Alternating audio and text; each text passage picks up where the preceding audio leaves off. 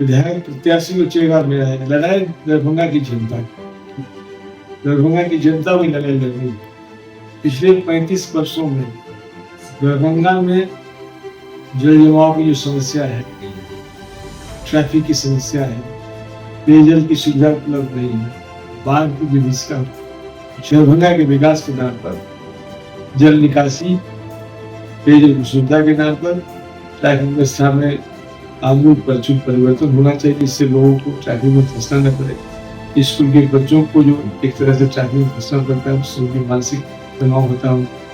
इन सब के नाम और सबसे इम्पोर्टेंट है शिक्षा, रोजगार, महिलाओं का स्वावलंबन, बुजुर्गों का सम्मान और किसानों के आय में वृद्धि।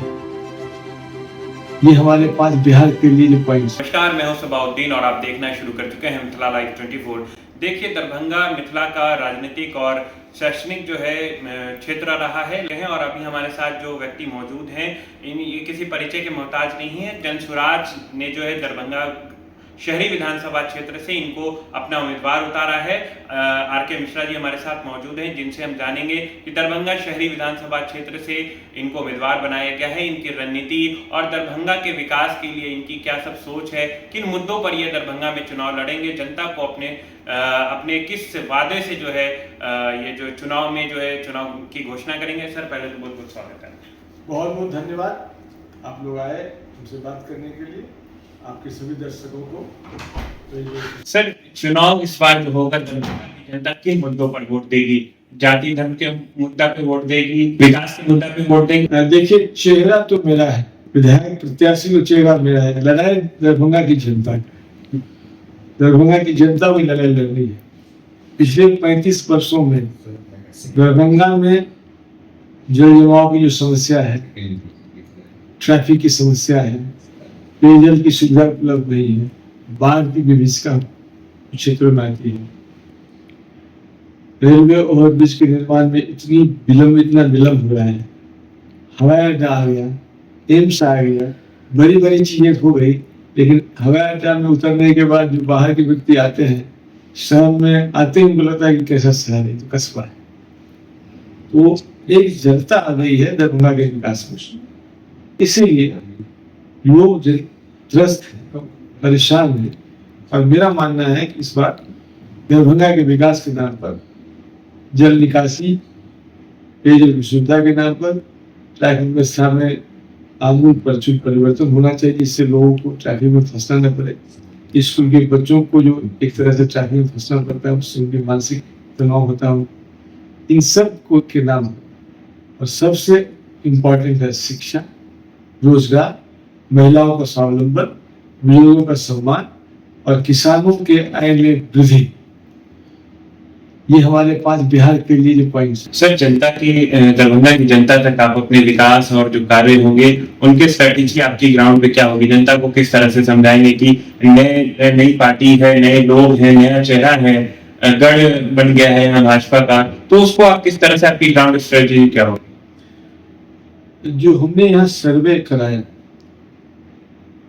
उस सर्वे में ऐसा पता चला कि दरभंगा शहर के 18% वोटर्स हुए, वो एक तरह से भाजपा के लिए कमिटेड है। उसी तरह 13.5% जो वोटर्स हैं वो आरजेडी के लिए कमिटेड है। जनसुराज के प्रति झुकाव इस समय सर्वे के टाइम में, जबकि मेरा नाम भी नहीं आया था, 33% लोग कहते थे हम जनसुराज को वोट करेंगे। मतलब वो हमारे सिम पे आ जाते, हमारे कमिटेड वोटर नहीं है, बदल भी सकते हैं। लेकिन उन्होंने कहा कि हमको वोट देना होगा तो नई पार्टी इसको वोट दें। 1/3 वोटर थे। सिमर की बात यह है, 33, 18 और 14, 32, 33, 65 लगभग 35.5% लोग करेंगे। मैं अभी डिसाइड नहीं किया। इस 35.5% लोग 100 में 35 लोगों में हमें लगता है कि लगभग 24 से 25 लोग वो बंधुआ वोटर है। बंधुआ वोटर का मतलब ये हुआ वो वोटर जो भाजपा न सत्ता में है, भाजपा के डर से आरजेडी को वोट करते रहे हैं। दूसरे वोटर है जो आरजेडी सत्ता में ना है, आरजेडी के डर के कारण भाजपा को वोट करते रहे। ये बंधुआ है कि विकल्प नहीं है। इसीलिए आज की तारीख में वो लोग कमिटेड वोटर नहीं है आरजेडी और भाजपा के। ये लोग do not know, do not have not decided, do not have not decided। वो इस बार अभी वेट एंड वॉच कर रहे हैं, देख रहे हैं कि जनसुराज कैसे उम्मीदवार को चाहता है। ये दरभंगा की बात कर रहा हूँ। इसका ये मतलब हुआ कि 35 और 33 68% वोटर का उन दोनों गठबंधन के प्रति कोई झुकाव नहीं, चाहे भाजपा हो या आरजेडी हो। दरभंगा की बात है, बस बिहार की बात नहीं कर रहा। ये दरभंगा की हकीकत है।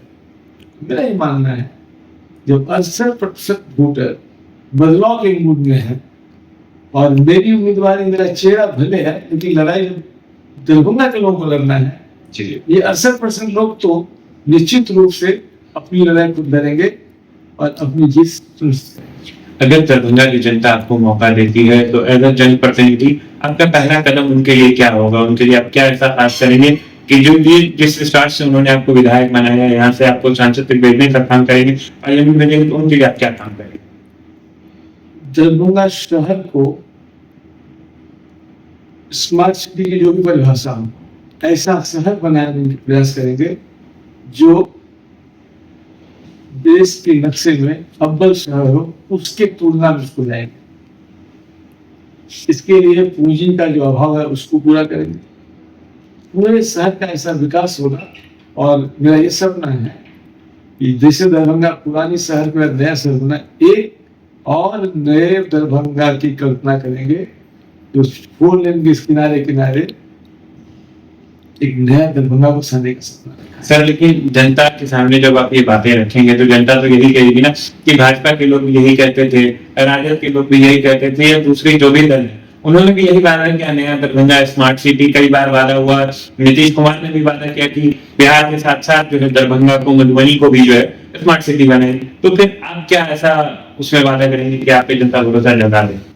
दरभंगा सांस्कृतिक राजधानी, शैक्षणिक राजधानी, क्यों ये सब टूटता जा रहा है? क्योंकि आप दरभंगा के विकास को बढ़ने नहीं दिए, खोखले वादे की। हम लोग कहते हैं करते हैं, हम यदि कह रहे हैं तो हमने कहा कि हमारी सरकार आएगी तो पहले दिन से एक एक शहर का, एक एक गांव का, एक एक जगह का नक्शा, विकास का नक्शा, विकास का प्रोग्राम तय है। सरकार आते ही उसी पर काम होगा। कहीं ना कहीं प्रशांत जी जो सूत्रधार है, अब तक कहते रहे वो करते रहे हम लोग। तो मैं मानता हूँ यदि मैं कह रहा हूँ कहीं ना कहीं मुझे पार्टी में वो जज्बा दिखता है, पार्टी इस काम को करेगी। इसीलिए मैं पार्टी के उसी जज्बे के कारण से कर।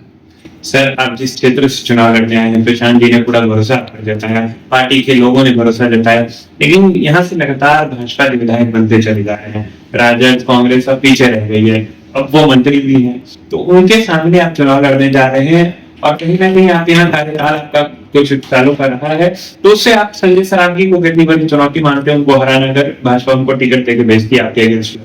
दरभंगा की जनता चुनाव लड़ रही है, चुनौती मेरी सुन, चुनौती दरभंगा के लोगों की है। जब दरभंगा के लोगों ने और सब दरभंगा के लोगों ने डिसाइड कर लिया, निर्णय ले लिया है कि बदलाव के मूड में है, तो मेरे लिए चुनौती नहीं, चुनौती तो दूसरों के लिए। मैं जानता हूँ कि दरभंगा की जनता बदलाव के मूड में है और बदलाव करके मानेगी। महागठबंधन भी यहाँ से चुनाव लड़ने जा रही है, राजद में या फिर हो सकता है कांग्रेस में उम्मीदवार यहाँ से आएंगे, तो भाजपा तो एक अलग जगह है, उन लोगों को आप कैसे तोड़ेंगे? क्योंकि भाजपा के तो लोग वोटर जो है वो मान गए कि हम भाजपा को वोट देंगे, कुछ गठबंधन को वोट देते हैं क्योंकि भाजपा जीत नहीं सके, उन लोगों को आप कैसे मनाएंगे कि आपको वोट दे, और महागठबंधन को आप कैसे हराएंगे? एक चीज तय है कि जब आज 68% लोगों ने बदलाव का मूड बना लिया है, तो निर्णय तो उन्हीं 68% लोगों को लेना है।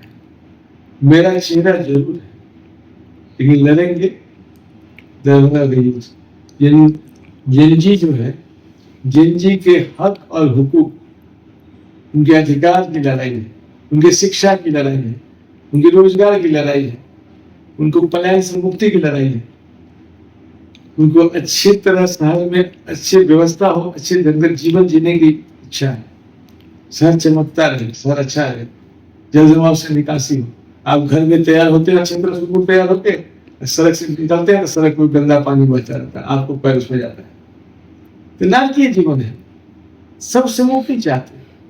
इसीलिए मेरा मानना है इन सारी तमाम समस्याओं के कारण जो लोग विकल्प के अभाव में थे, जन स्वराज ने विकल्प दिया, मेरा चेहरा दिया, दरभंगा के लोगों के लिए लड़ने के मुद्दा किया, एक मादा किया। और मुझे पूरी उम्मीद है इस मुद्दे और मादा की लड़ाई में दरभंगा की जनता को एक चुनने का अवसर मिला है और वो निर्भय होकर निष्कंठ होकर चुनेगी। और कोई जागीरदारी तो कोई पद होता है, कोई कुर्सी जागीरदारी होती है, न पार्टी की न व्यक्ति की। पिछले चुनाव में रामगढ़ में और बेलागढ़ में 40-40 वर्षों से लोग वहां पर विधायक होते थे, लगातार होते हैं।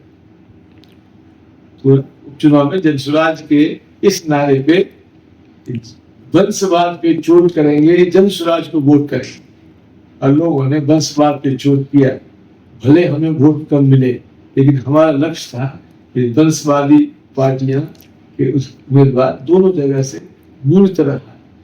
जब जनसुराज मुहिम शुरू हुई, प्रशांत किशोर ने कहा 0 टॉलरेंस रख करेंगे, जब हम सत्ता में आएंगे तो फिर पार्टी बनी, तब भी उनका यही नारा था। आप तो वर्दी में भी रहे, दरभंगा में अपराध बढ़ता चला जा रहा है, हर दिन 4-5 हत्याएं लगातार हो रही हैं, कभी बच्चे की हो जा रही है, कभी महिला की हो जा रही है, कभी दहेज को लेकर हो जा रहा है, कभी किसी नॉर्मल विवाद में किसी युवक की हत्या कर दी जाती है। तो इसको आप किस तरह से बदलेंगे? सरकार का इकबाल समाप्त हो गया। आज की तारीख में माननीय मुख्यमंत्री जी की शारीरिक मानसिक जो स्थिति रह रही है, उसका नाजायज लाभ वहाँ के लोग जो उगाही मंत्री लोग हैं या जो पदाधिकारी हैं, रिटायर्ड लोग जो उनके साथ काम कर रहे हैं, इन लोग ले रहे हैं। इस कारण अराजकता है। और दरभंगा के एसपी के विषय में तो मुझे मालूम है कि बहुत ईमानदार और मेहनती पदाधिकारी है। अपराध बढ़ा, 2 हत्याएं, राहुल और मनीष 2 हत्याओं के विषय मालूम हुआ। एक को गोली मार हत्या की, एक का एक्सीडेंट में डेथ हुआ है। दोनों विषय में मैंने एसपी से बात की और एसपी साहब ने मुझे आश्वस्त किया कि मिला है उद्भेदन। एक बार उद्भेदन हो जाएगा, अपराधी पकड़ में आएंगे, अपने आप अपराध कम हो। और यदि जनसुराज की सरकार बनती है, पहले दिन से अपराधी या तो जेल के शिक्षों में होंगे या दरभंगा जिला के पार होंगे या इस दुनिया से बाहर। क्या सर दरभंगा में अफसर शाही है? प्रशांत जी भी अफसर शाही नाम हमेशा लेते हैं, तो दरभंगा में क्या लगता है आपको, अफसर शाही है? मैं अफसर शाही तो आज की राजनीति का हिस्सा बन चुका है।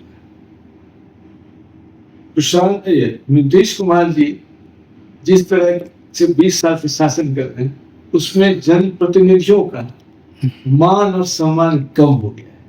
मंत्रियों को भी वेट करना पड़ता है पदाधिकारियों से मिलने, प्रोटोकॉल समाप्त हो चुका है।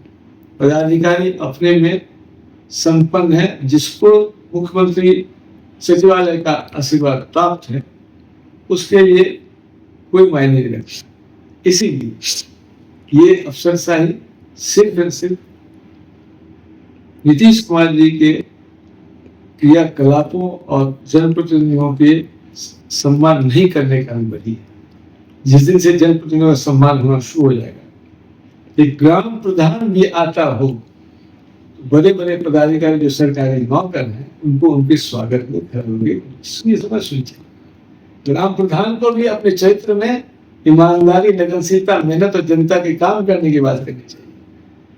यदि जनप्रतिनिधि किसी अल्टीरियर मोटिव से पदाधिकारी से मिलने जाता है, योजना की बात करता है, तो पदाधिकारी कभी उस तरह का होगा। यदि आप ईमानदार ग्राम प्रधान है, पदाधिकारी को सीधा हो जाना पड़ेगा। ये मिलजुल के भ्रष्टाचार का खेल खेलना बंद होगा, तभी भ्रष्टाचार भी बंद होगा, अफसरशाही समाप्त होगी और जनप्रतिनिधियों का सम्मान। भ्रष्टाचार भी बहुत बड़ा मुद्दा है, ब्लॉक हो, नगर निगम हो या कोई भी ऐसा सरकारी कार्यालय वहां बिना रिश्वत के, बिना लेन के कोई कार्य हो ही नहीं सकता, आपका एक डॉक्यूमेंट बन ही नहीं सकता। तो जनसुराज या फिर आरके मिश्रा दरभंगा के अगर विधायक होंगे, इन सब चीजों को कैसे बदले? भ्रष्टाचार से मुक्ति के 3 सूत्र हैं। पहला सूत्र कि तकनीक का उपयोग होना चाहिए, टेक्निकल जो चीजें हैं उसको भी यूज कीजिए। इतनी टेक्निक्स आ गई, व्यक्ति जो सर्टिफिकेट चाहता है, कोई काम करना चाहता है, उसके और उसके काम के बीच में व्यक्ति कोई दूसरा व्यक्ति दलाल नहीं आना चाहिए। सिस्टम बनना चाहिए। अमेरिका में सिस्टम है, अगर कोई चीज चाहिए आप खोलिए साइट, आप फॉर्म भर दीजिए, छोड़ दीजिए, आप 10 से 15 दिनों में, 1 सप्ताह के अंदर आपका वो काम होके आप क्योंकि 24 घंटे में रहता है। जब इंटरफेस खत्म कर दीजिएगा, जब दलाल बीच में एक अफसर मैन का इंटरफेस कम कर दीजिएगा, व्यक्ति उसमें नहीं है, मशीन काम करेगा तो मशीन बेईमान नहीं हो सकता, मशीन वही करेगा जो जायज है, सही है। पहला काम है। दूसरा है जन भागीदारी। यदि आपके मोहल्ले में सड़क बन रही है, आपको पता नहीं सड़क बन रही है, सड़क बन जाए, पता नहीं सड़क की आपको आवश्यकता है कि नहीं, उस समय सड़क से ज्यादा इम्पोर्टेंट दूसरा चीज जाएगी नहीं।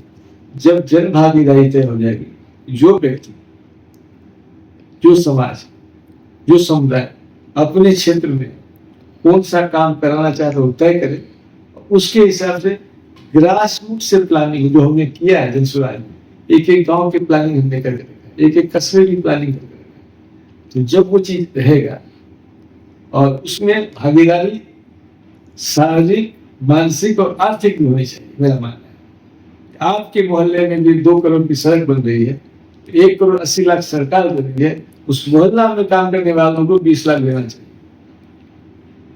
सिर्फ तभी होगा, तभी आपको लगेगा कि हम सहयोग करें, तो आप एक पैसा भी गड़बड़ी नहीं होने देंगे।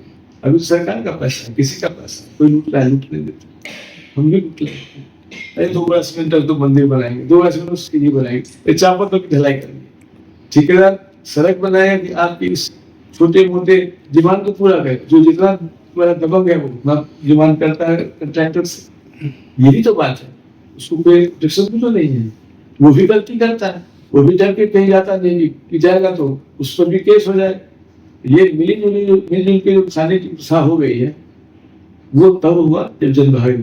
तीसरा चीज है, सबसे हर पद पे ईमानदार जनप्रतिनिधि को आना हो। मैंने कहा जनप्रतिनिधि ईमानदार होगा, अफसर डरेगा, जनप्रतिनिधि बेईमान होगा, अफसर कभी नहीं डरेगा, उसको लोग में बचाएगा। आज की स्थिति में हमारे राज्य में, देश में भी कहेंगे, राज्य भी क्यों बदनाम करें, हर जगह यही हो गया है। ये जनप्रतिनिधि व्यापारी पैसा कमाने के लिए कार्य योजना की बात करते हैं, उसमें कमीशन देते हैं, अफसर से मिलजुल के। इसीलिए ईमानदार जनप्रतिनिधि का चुनाव से ही रुकेगा। ईमानदार जनप्रतिनिधि का हर समय चुनाव, तकनीक का प्रयोग और जन भागीदारी, जिस दिन ये 3 चीज शामिल हो जाएगी उस दिन भ्रष्टाचार समाप्त। सर, पलायन एक बहुत बड़ा मुद्दा है बिहार में, और खास करके मिथिला में तो बहुत बड़ा ही मुद्दा है। अभी त्योहार का मौसम चल रहा है, त्योहार का सीजन आ गया है। अभी जितने पलायन किए हुए लोग हैं वो छठ दिवाली में जरूर घर आते हैं, मिथिला वापस जरूर आते हैं। उन लोगों से क्या अपील रहेगी आरके मिश्रा की, क्योंकि दरभंगा के जितने युवा हैं, अब तो बुजुर्ग भी पलायन करके अभी भी बाहर रह रहे हैं, इतनी बेरोजगारी है, तो उन लोगों को आप किस तरह से मोटिवेट करेंगे कि वो अपने दरभंगा में रहने के लिए किस तरह से वो चेंजेस कर सकते हैं आरके मिश्रा को के बाद? जिनजी जाग गया, जिनजी जो बाहर रह रहा है, अपनी पत्नी से दूर रह रहा है, अपने माता पिता से दूर रह रहा है, सालों साल जाके काल कोठरी में बैठ के अपनी जिंदगी 10,000 कमा रहा है, 6,000 खर्च करता हो जाता है, उसको 4,000 घर भेजता, 4,000 रुपया घर भेजने के कारण वो अपनी जिंदगी को काल कोठरी में बिताने के लिए बाध्य है। और वो सभी लोग आते हैं। हमने कहा है आइए छठ में घर आइए, संयोग से चुनाव का समय छठ के बाद है, दबाइए ईवीएम का बटन, आपके बटन दबाते ही आपको इस पलायन से मुक्ति मिलने वाली है, आपको रोजगार हम यही देने वाले हैं। 1 साल के अंदर अलग से मंत्रालय बनाकर एक एक लोग जो बेबसी में, मजबूरी में अपने परिवार के छोड़ के बाहर कमाने गए, उनको यहीं पर दिया जाएगा। सर, किया जा सकता है पलायन वाले लोगों को इतना बड़ी संख्या में बिहार में या इसी क्षेत्र में उनको नौकरी दी जा सकती है, रोजगार दिया जा सकता है, पैसा है इतना सरकार के पास? मैं सरकारी नौकरी की बात नहीं कर रहा, उनको अपॉइंट, देखिए सरकारी नौकरी सिर्फ 23 लाख है, करीब करीब 4 करोड़ यूथ है उस नौकरी की तलाश से। कहा 4 करोड़ और 23 लाख सरकारी नौकरी नहीं दे सकते हैं। जो भी कहता है कि हम सरकारी नौकरी देंगे उसे लफाजी कर रहा है, उसे वास्तविकता ज्ञान नहीं है। सरकारी नौकरी हम नहीं बना सकते, हमें सेलिब्रेट कर गया है। 23 लाख ही तो है, वो नहीं, और 23 लाख 30 साल तक काम करेंगे। 1 साल में कितने लोग रिटायर करेंगे? और कम, उतना ही नौकरी क्रिएट होगा। ये सरकारी नौकरी बात नहीं। देखिए प्रति वर्ष 2.5 लाख करोड़ हमने जो अपने सेविंग्स को बैंक में डाला है, वो 2.5 लाख करोड़ दूसरे राज्यों में बैंक ट्रांसफर करें। सीधी से मेरा कम है, 40 से कम है, बाकी राज्यों में 70 से ऊपर है, कहीं 100% से ऊपर है, कुछ राज्यों में केरला में 105%। मतलब उसमें वहां के जितने लोग पैसा जमा करते हैं उससे कहीं ज्यादा उनको लोन मिलता है। बैंकों ने एक तरह से हमारे यूथ के लिए, हमारे लोगों के लिए ये बना दिया कि ये लोग पैसा लेके खाली गवर्न कर रहे हैं, सही लोग को लोन भी नहीं मिलता है। ये जितने नेता हैं, जितने लोग नेता बनते हैं, जितने दबंग हैं, इनको लोन आसानी से मिलता है, वो लोग डूबता है जाएगा। लेकिन एक ईमानदार नौजवान जो इंटरप्राइजिंग है, जो लोन लेके काम करना चाहता है, बैंक उसको लोन नहीं देता। हमें 2.5 लाख करोड़ यदि हमारे यूथ को लोन मिलेगा, सब लोग रोजगार करेंगे। सर्विस सेक्टर बहुत इंपॉर्टेंट है, सर्विस सेक्टर को बढ़ाना पड़ेगा। एग्रीकल्चर में लेबर की कमी हमारे पास है, हमारे मजदूर दूसरे राज्यों के खेतों में हरियाली लाते हैं, हमारे यहाँ सुखा रहता है, हमारे यहाँ मजदूर के अभाव में खेत पड़ती रह जाते हैं। इसीलिए मनरेगा को जब हम कृषि से जोड़ेंगे, मनरेगा को कृषि से जोड़ने से, मनरेगा को खेती से जोड़ने से, जो नवयुवक अनस्किल्ड है उनको सही मजदूरी मिल जाएगी, किसान को मजदूर मिल जाएंगे, दोनों की इच्छा पूरी होगी और हम फल की, सब्जी की और कैश क्रॉप की उत्पादन में आगे बढ़ेंगे। धान चावल की बजाय हम नए नए जिससे खेती, जिससे आय में वृद्धि होगी। ये है, तो आप एक तरफ खेती को सुनिश्चित करेंगे, दूसरी तरफ इतने जो लोग खेती कराने के लिए, मजदूरी करने के लिए दूसरे राज्य में जाते हैं, उनको यही प्रावधान मिलेगा। ये हम लोग का प्लान है। सर, दरभंगा वासियों को क्या संदेश देंगे, क्योंकि अब तो आप मैदान में उतर जाएंगे, चुनाव प्रचार भी करेंगे, तो दरभंगा वासियों को क्या संदेश देंगे? दरभंगा वासियों में एक ही संदेश है, हम हैं बिहारी, हमारी जात है बिहारी, हमारा धर्म है जनसुराज। ये दिमाग में रखना है, हमारी जात बिहारी और धर्म जनसुराज, इस भाव से काम करना है। बिहार की अस्मिता को बढ़ाना है, मिथिला की अस्मिता को आगे बढ़ाना है।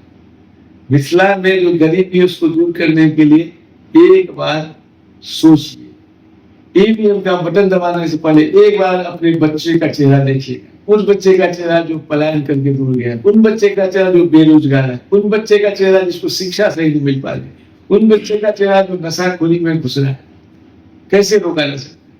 शराबबंदी हुई लेकिन उसका लाभ नहीं मिला, उसकी जगह सूखा नशा का प्रचलन बढ़ रहा है, शराब महंगे दामों में मिल रहा है। उसको सोचिए, समाज में कुरीतियां आने लगी, उसको सोचिए और बटन दबाइए। ऐसा बटन दबाइए कि आपके बटन दबाते ही भ्रष्टाचारियों का ऐसा करंट लगे कि फिर से लूटने का मौका। जनसुराज तमाम भ्रष्टाचारी, चाहे मंत्री हो या अफसर हो, उनके खिलाफ केस दर्ज कर महीने भर के अंदर 100 चिन्हित अधिकारियों और मंत्रियों के उन सारे संपत्ति को जब्त करके गरीबों की भलाई का काम करेंगे। ये हम लोग का लक्ष्य।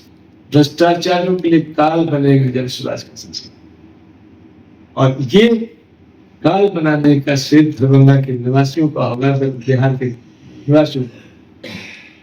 मेरा संदेश है, मैं बार बार कह रहा हूँ, मैं संगठन का व्यक्ति था। पार्टी ने मुझे कहा कि आप चुनाव लड़िए, मैंने पार्टी के डिक्टेट को, पार्टी के निर्देश का चुनाव लड़ने आया। चेहरा देखा, चेहरा मेरा है, लड़ाई दरभंगा के निवासियों का है। ये दिमाग में रखेगा, इस बार नहीं चुकना है। अंगुल अस्प्रमाण मंच को चौहान की तरह अंतिम मौका है, अंतिम मौका है आपको। यदि इस बार चुक गए और आर.के. मिश्रा जैसे व्यक्तित्व के रहते हुए चुक गए तो शायद फिर कोई दूसरा आर.के. मिश्रा हिम्मत नहीं करेगा, कोई ईमानदार पदाधिकारी का हिम्मत नहीं करेगा कि चुनाव इसमें उतराए। अच्छे लोग तभी आएंगे जब अच्छे लोग के चुनाव में खड़े होने पर आप करें। दरभंगा तो बहुत लोग रहेंगे, उनको समझ में आना चाहिए इस संवाद जात है बिहारी, धर्म है जनसुराजी, पूरा दरभंगा शहर, पूरा मिथिला, पूरा बिहार एक बद्ध होकर ऐसी सरकार को चुने जो उनके बच्चे के भविष्य की चिंता करे। बहुत बहुत धन्यवाद।